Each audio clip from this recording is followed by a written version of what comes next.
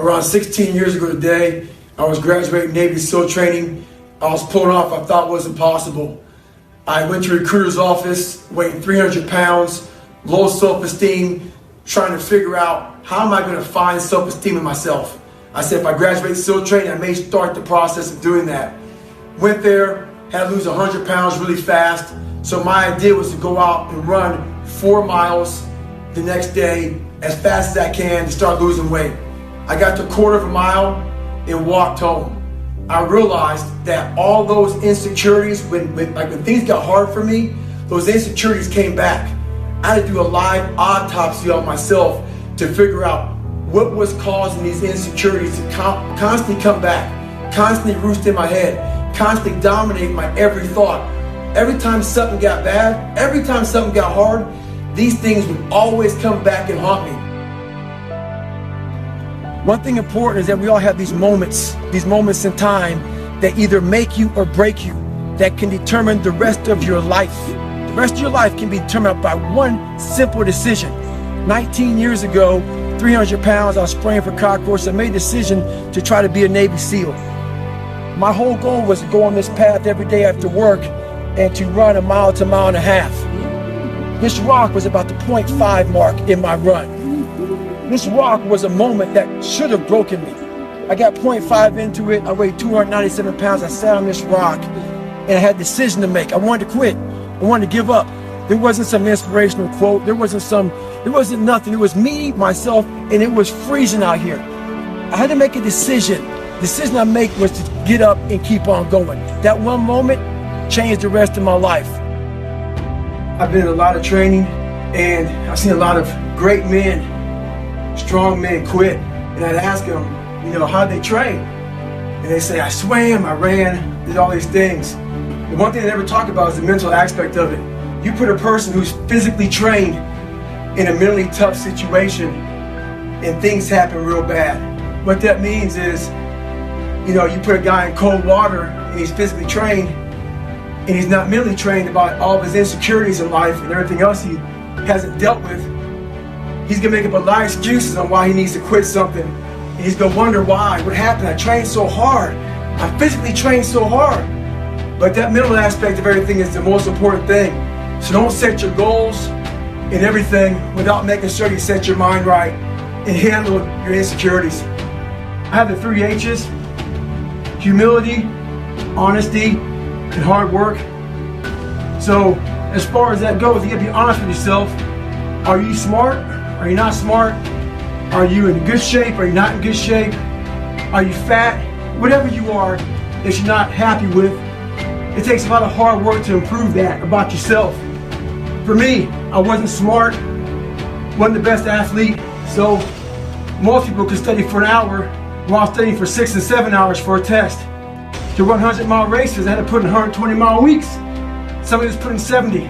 For the pull-up record, I failed 3 times. I did 6,000 to 7,000 pull-ups in 8-9 months and still failed. At the end of the day, hard work may not be enough. You still may fail. This morning I woke up with a slack-jawed, poopy pants mentality. I've been traveling an awful lot, kind of wore down a little bit. I believe in taking days off. I think days off are real important for recovery and all that stuff. But I don't believe in taking days off because your mentality is just feeling sorry for yourself. I deserve this, or I've earned that mentality. We all have one voice, and that one voice is very powerful that says, hey, you've earned this, you deserve this, take time off, all that stuff. Start developing the other voice that fights that voice. When it's not a designated day off, I don't care if it's running, swimming, biking, studying. If it's not a day off, don't take a day off. And start developing that voice that fights the weaker voice. So remember that. We all have one voice, work on the other voice also. Life's about sacrifice. Life's about having self-discipline. Life's about focus, all those things. And there's 24 hours in a day. Make it work to your advantage. And yes, I do get plenty of sleep, but life is all about sacrifice to achieve what you want. I just had an intense conversation about managing your expectations, how people need to manage their expectations, and about tripling down on your strengths and don't worry about your weaknesses. If anybody out there knows who I am, I totally disagree with all of that crap. I think it's crap, and that's exactly how the people in the world become weaker people. It's by capping your brain. It's by putting this kind of garbage in it about not attacking what you're not good at. It's about putting a cap on managing your expectations. If I lived that way, if I had any kind of thought process like managing expectations, I would be a 400-pound man by now, working in some job that made no money, and I would never know my capabilities. I would never have become a Navy SEAL. I never went to Ranger School. All these things I did.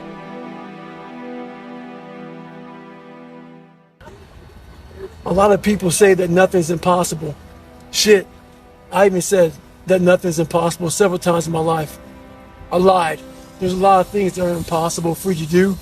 But what happens is, when we come across something that's very hard, and we try it once or maybe twice, we then say, we're done, we can't do it anymore.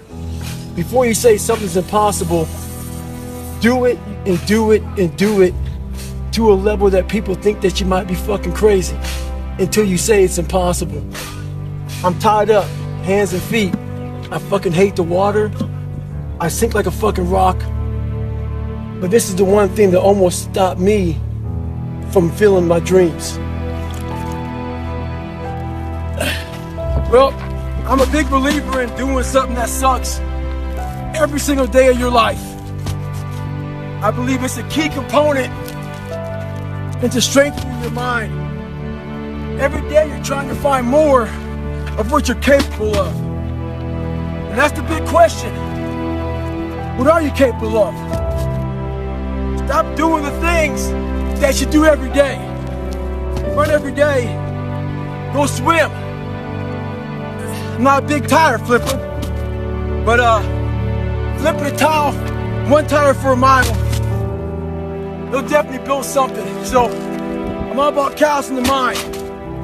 Do something that sucks. Don't get it twisted. It's not about flipping tires. It's not about any of that. But what it is about is a lot of us give total control to life. We don't have any control of it. We just give all control to life. I do this shit every morning to prepare my mind for what life's gonna throw at me.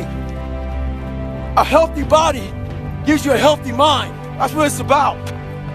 So if you go into battle, you're gonna go into battle with the right mindset, the right gear. In combat, you wear body armor. But what we do wrong is we don't strengthen our minds. You gotta strengthen your mind, take control of that. So then when you get out in the real world and they fuck you up, you got protection. Become unapologetic of who the fuck you are in your life. If you get after it and you're a hard motherfucker, get after it. You gotta make yourself better than what you think you are. And what that requires is people to not fucking understand you, not know you, not get you at all. Look at you like you're off. Look at you like you have a problem. Don't worry about that shit. Be unapologetic. Get after it, stay hard. Be who the fuck you are. When you're trying to get better in life, the grind's forever. There is no end. There is no countdown. As long as you're breathing, you gotta keep trying to get better. The refrigerator's never full. You've never arrived in life. Stay hard.